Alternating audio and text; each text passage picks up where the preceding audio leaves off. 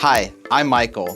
Today we're going to discuss how to speed up your leasing velocity in a lease up. Your leasing velocity is dependent on two factors which you have complete control over, your pricing and your marketing. So the first question we need to ask is, when do you want your lease up to end? To be able to diagnose and respond to issues in your pricing or marketing, you first need to be able to set this completion date so that we can build lease targets around it. Now, I've started applying this practice to an example apartment community.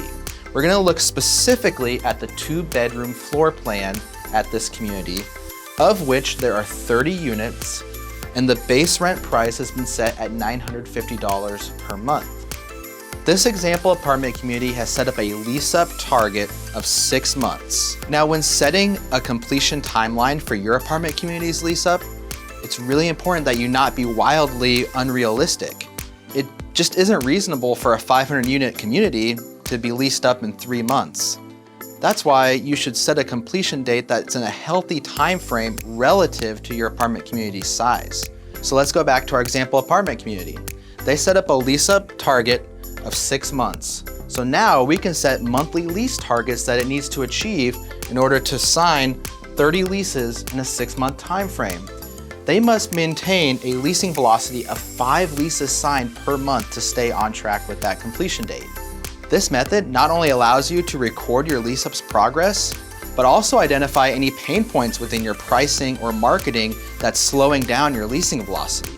So let's say this community signs 10 leases in January. And in some ways, this is to be expected. There's been a lot of pent-up interest from prospective residents. The apartments are brand new. So of course, the first month is going to see probably a higher demand than usual. So from a pricing perspective, this is great. That's because in a lease-up, you're afforded the opportunity to be flexible with your pricing and either increase it or decrease it up to 5% from that original base rent price. So because it exceeded its lease targets pretty significantly, let's say that this community increases their base rent by 4%. So that'd be going up from $950 a month to $988 a month. So then in February, it only signs 4 leases. So in response, it only lowers that rent price another 1%. So now base rent is $979 per month. Then we get into March. And in March, we sign 2 leases. Now we clearly have a problem. Now that we have a method of diagnosing this problem, we can begin to react appropriately.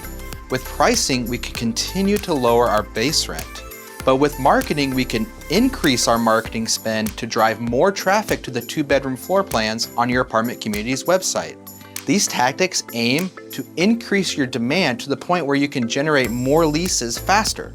So now let's focus in on the month of April. So this apartment community has raised their marketing spend, they're driving more traffic to the 2-bedroom floor plan on their website, and they've decided to lower their pricing back down to the base rent price of $950 per month.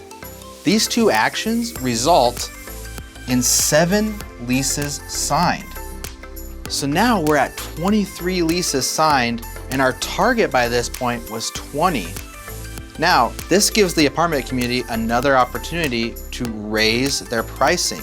But other than like the last time when they saw a significantly high amount of leases signed and they went up by 4%, this time they only go up 1%, or about $960 per month. Now, we go into the month of May, and they sign 5 leases. Now we know that we found our pricing sweet spot.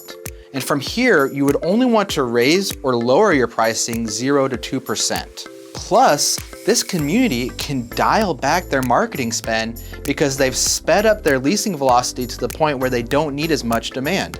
Instead of needing 5 leases signed per month, they've already got 28 of their units occupied. So for the month of June, they only need to get 2 signed leases for them to complete their lease-up target. So this is the work that it takes to speed up your leasing velocity in a lease-up. To recap, you first need to set a completion goal that's relative to your community's size, and from there, set monthly lease targets so that you're able to measure your leasing velocity and make adjustments to your pricing and marketing depending on whether or not you're below target or above target. For more helpful lease-up tips, be sure to download our ebook, How to Execute a Successful Apartment Lease-Up, from the resources section of rentvision.com. Thanks for watching.